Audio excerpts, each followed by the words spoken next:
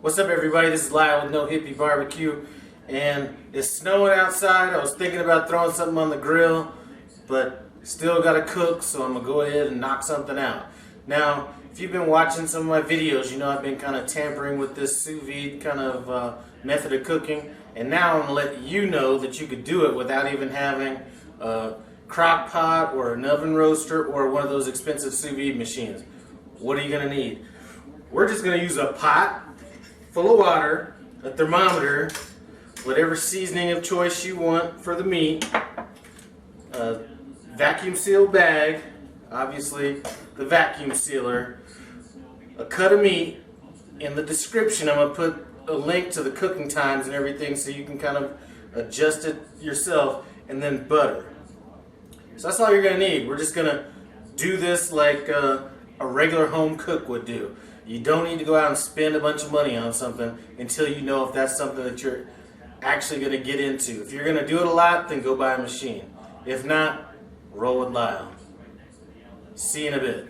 So what are you going to need to do this? You're going to need a cut of meat. So I have a top round here. Some people refer to it as London Broil. That's incorrect. London Broil is just a way to cook something. A seasoning. I ran out of my barbecue beef rub, so I'm rolling with some store brand Mediterranean rub. I'm just going to throw that on here. And I am going to go a little liberal on that. I am going to pat it in. Now you could use some olive oil as a binder on this. I am not, because I'm going to add this butter that's here in with my vacuum seal bag.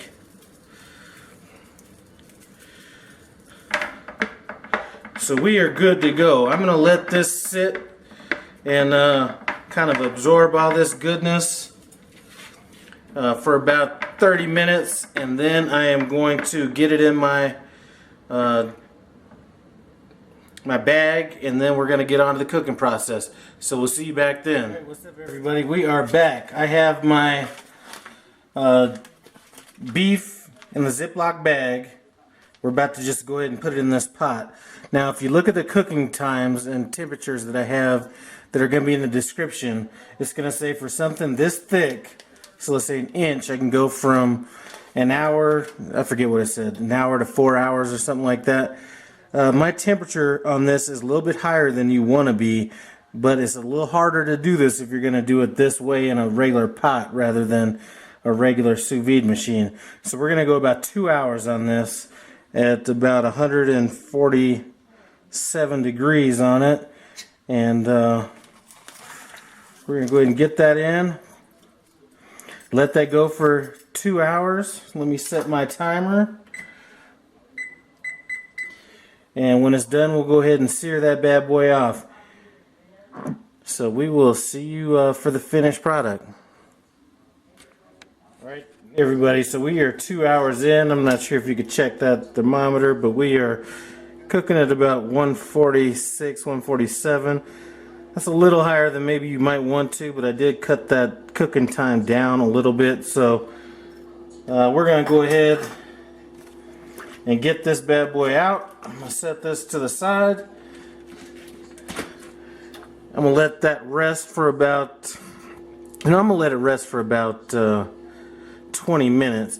I might have a skillet over here getting heated up, and then once that's done resting, we're going to go ahead, throw it on that skillet. Now, typically I would use a cast iron, but I'm trying to do this, you know, for people that just have everyday stuff in their kitchen. So we're just going to use a stainless steel pan, but you could use whatever. So I'm going to let that rest. We're going to be back probably in about 20 minutes and finish this cook up. Right, guys, so here you go. We got this bad boy. It's rested a little bit, and we're about to throw it on this pan. I got this pan going like screeching hot, so we're about to throw that on there and get a sear on it on both sides.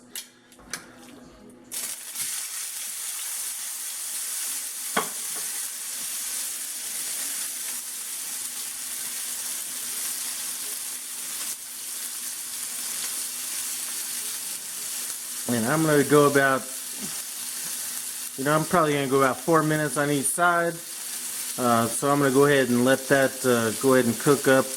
And when we come back, it's going to be time to get this bad boy cut up and see what we have left. So we'll see you back in a bit. We went about 2 hours in the water bath. I was looking for rare. If you're looking for medium rare, you might want to go about another 40 minutes. If you're looking for medium, you might want to go another 40 minutes past that. So I'm going to get to cutting this. This has been resting for about 20 minutes. And let's see how it looks. Oh yeah. This is looking good. So you could pair this with some asparagus or whatever, but that's what I'm looking for right there.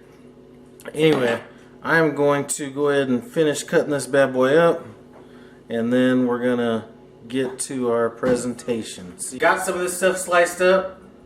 It looks good, just like I wanted to look. So I'm gonna go ahead and take a taste test right quick before I get to this asparagus over here.